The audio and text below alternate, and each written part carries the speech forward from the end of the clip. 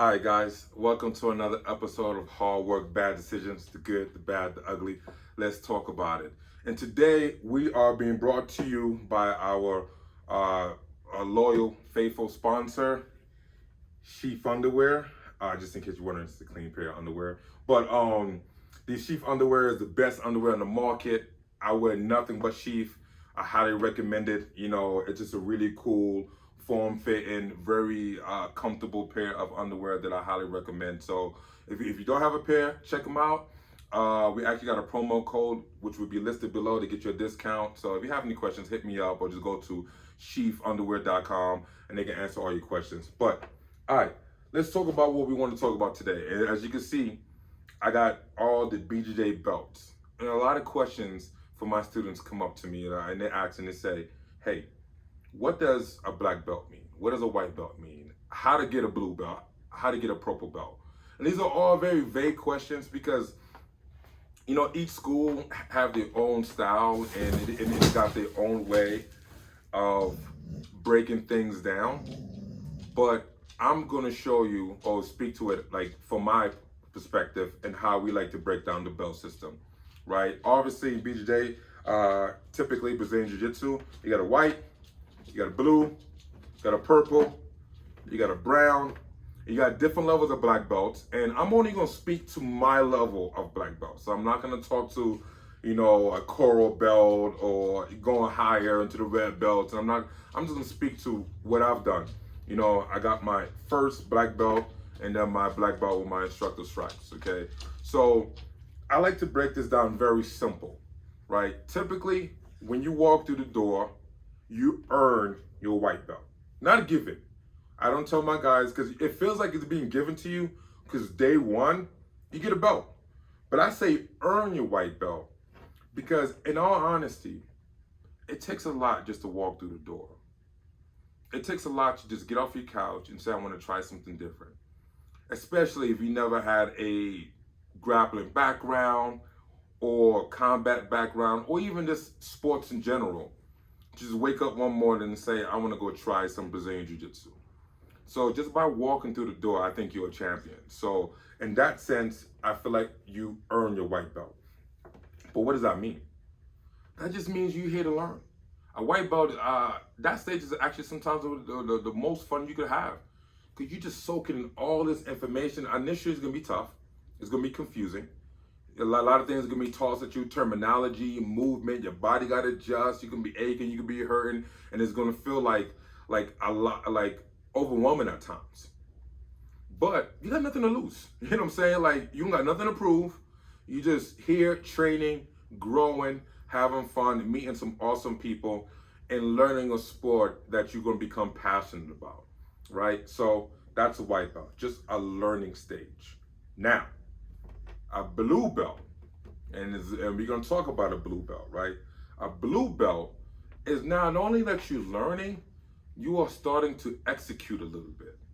You're starting to use some of those moves that you worked on. You're starting to maybe catch people in the arm bars, in the sweeps, and taking it back and your takedowns.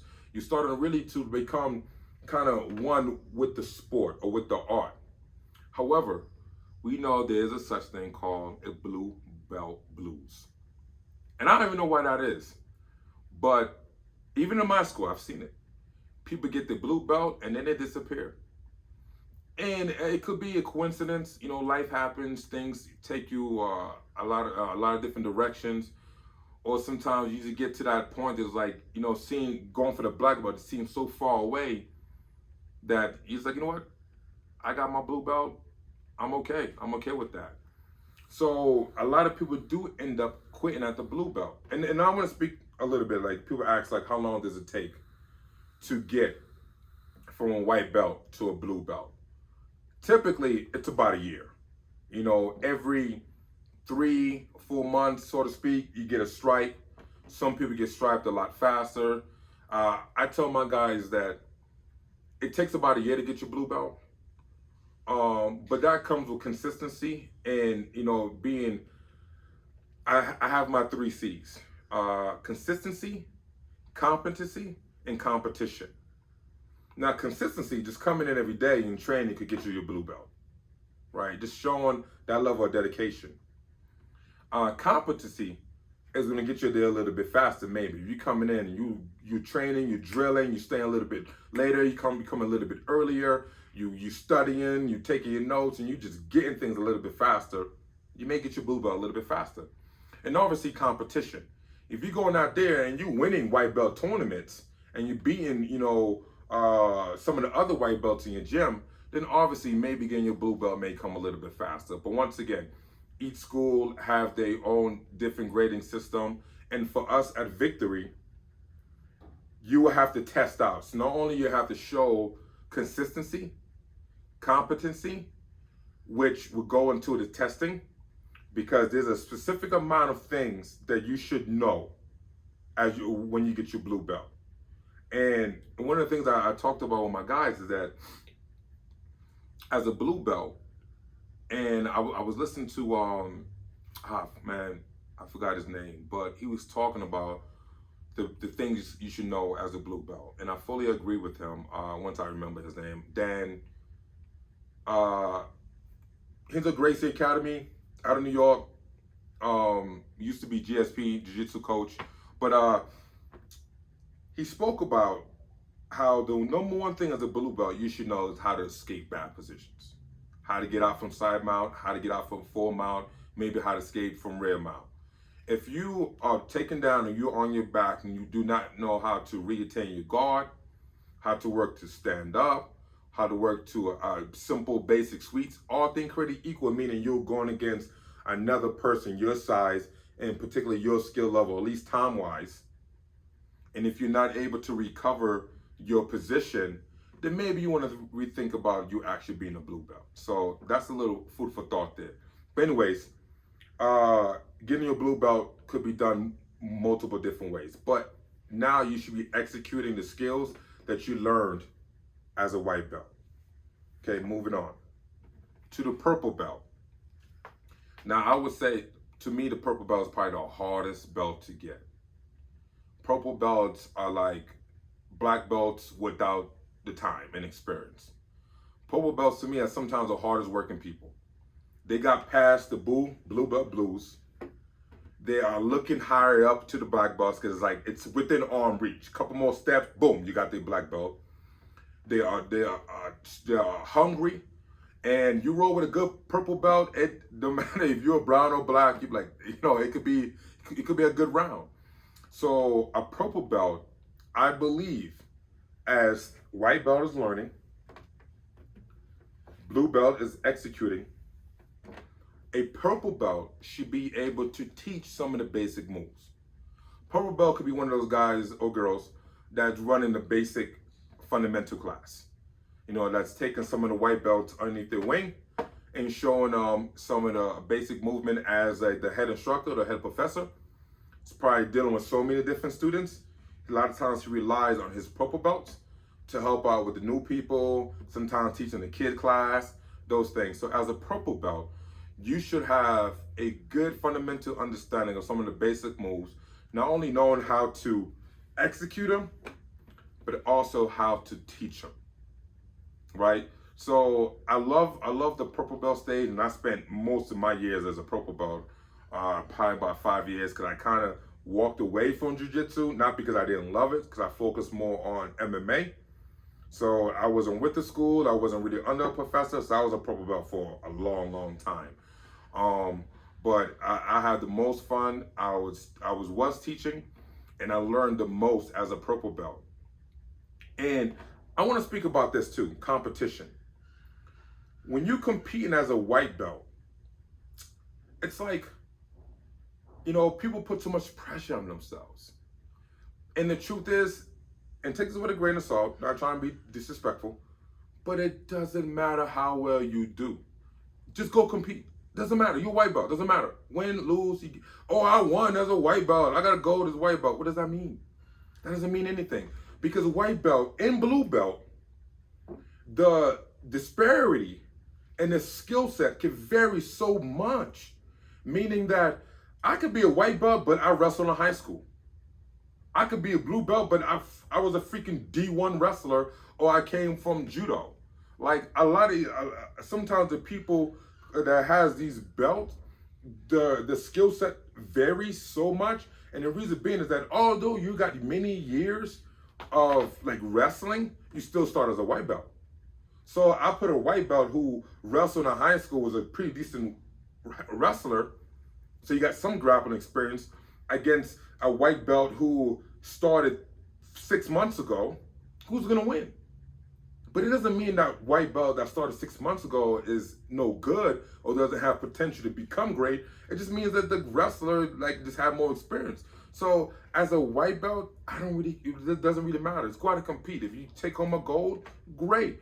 If you don't, great. You still compete. We're gonna learn either way. Same thing with a blue belt. Don't worry about, man, I didn't make my gym look good. I made my gym. Like, it doesn't matter. As long as you step on the mat and compete, you're a champion.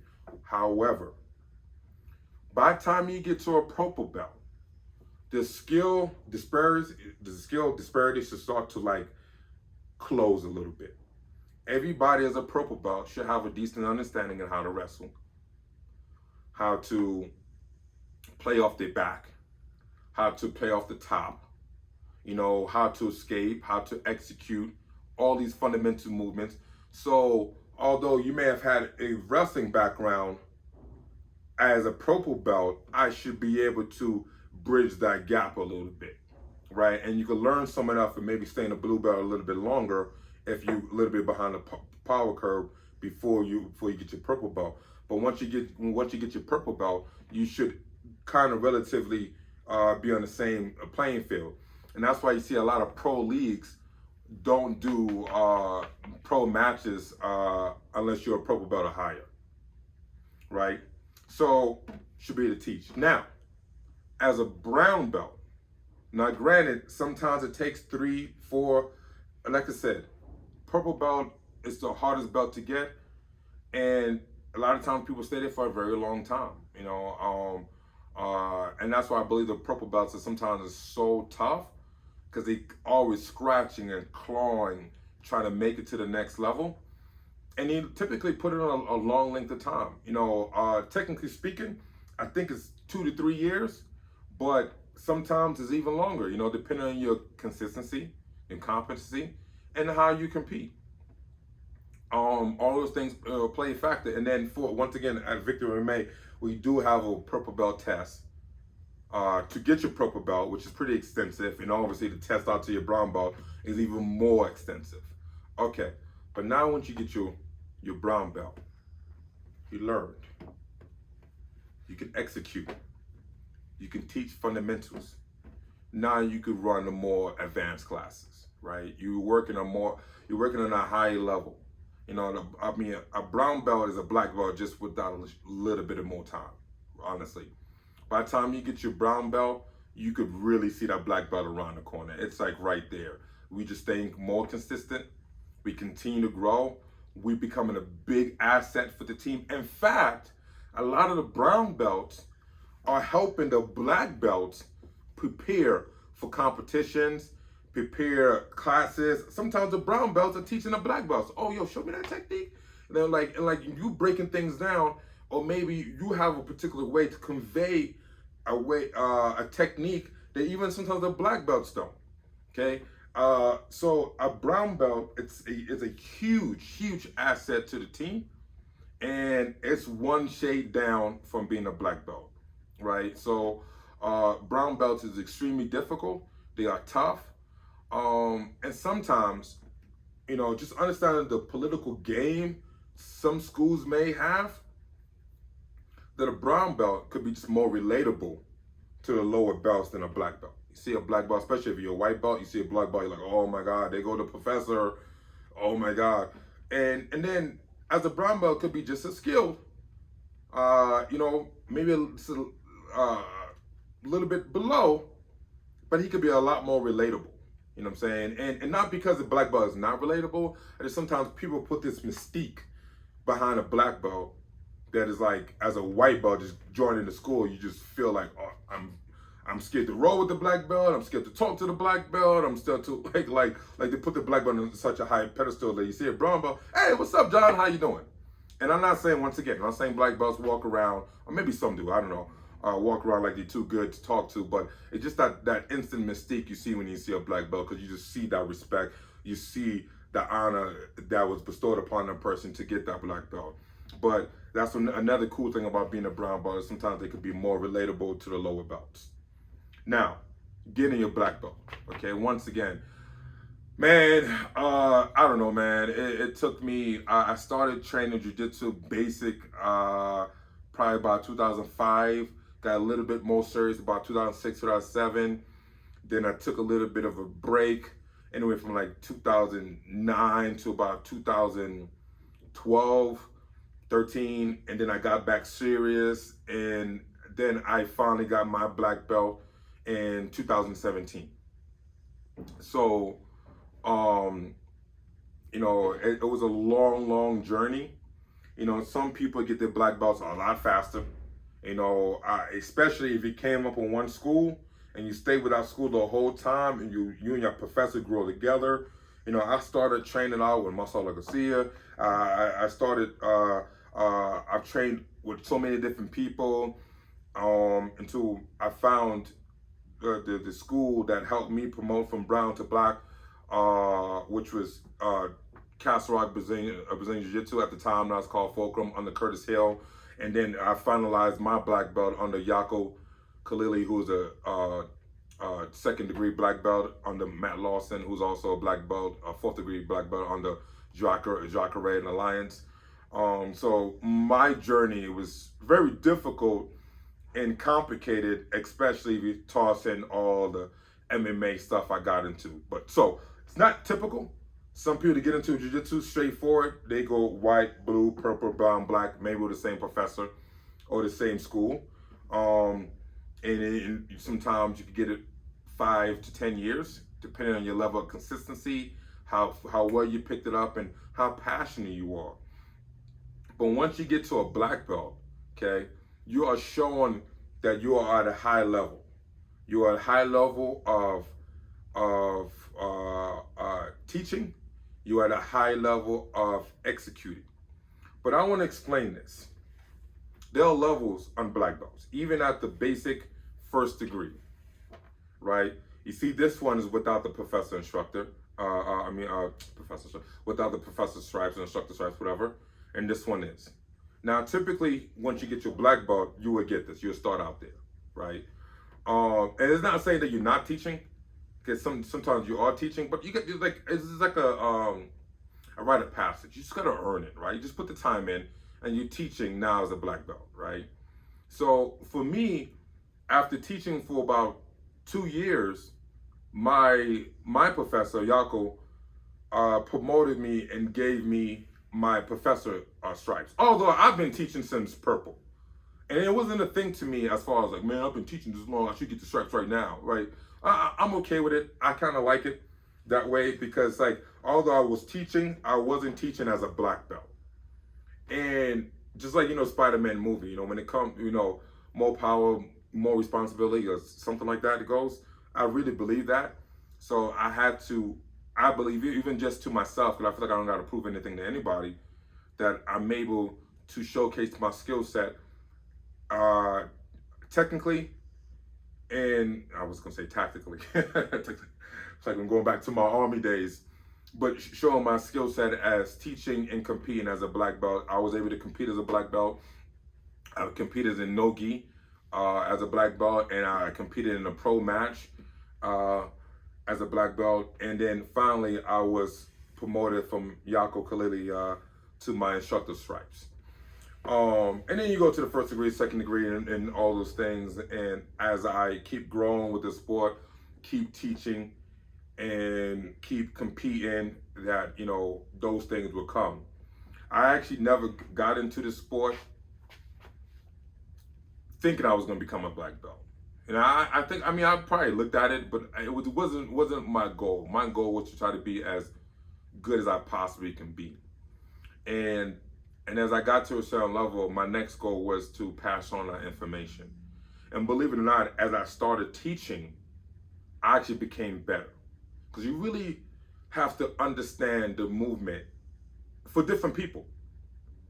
Meaning that and this is why, like, some people that black belts just have a black belt, but they don't have instructor stripes. Some black belts don't even want to teach. They don't want to have their own school, their own academy, their own curriculum, or whatever.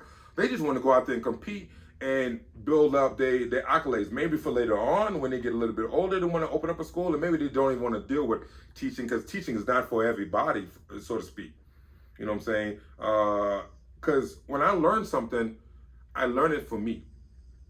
Okay, I learn it to my body structure, to my movement, my flexibility, my strengths, my weaknesses. I learn it for me. Now, but when I teach it, I have to teach it for other people.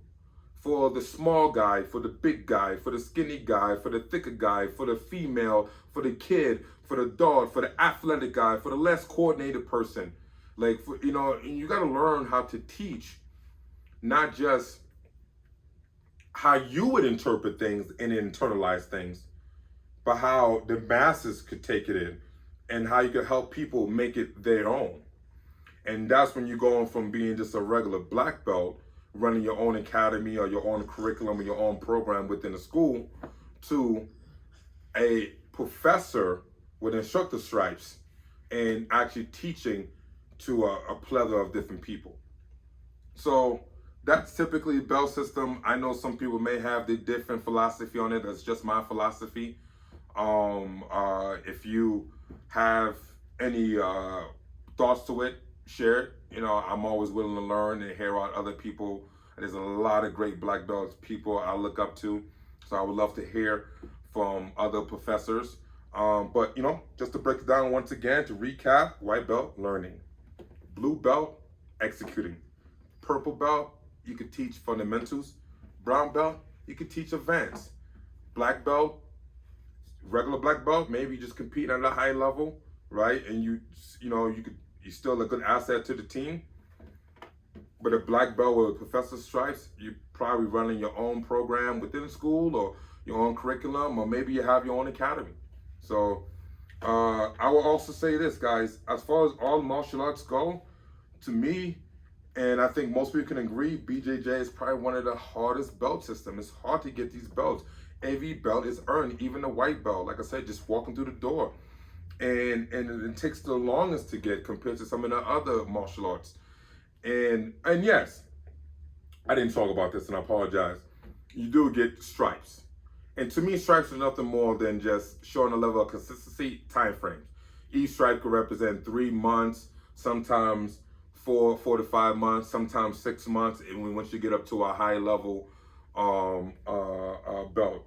So, but then once again, when you graduate to the next belt, a lot of times you probably have to test out. You probably have to show that you are competent, and maybe having some level of competition experience underneath you, showing that you are ready for the next level. Because I hate to send a purple belt or a blue belt to a purple belt level. Now he got to compete at a purple belt when he's still struggling with blue belt stuff. So, you know, don't chase belts. You know, enjoy the process, and always be an asset to the team, no matter what level you at. All right, guys, that's all I have. Thank you for watching another episode of Hardwork Bad Decisions, the good, the bad, the ugly. Let's talk about it.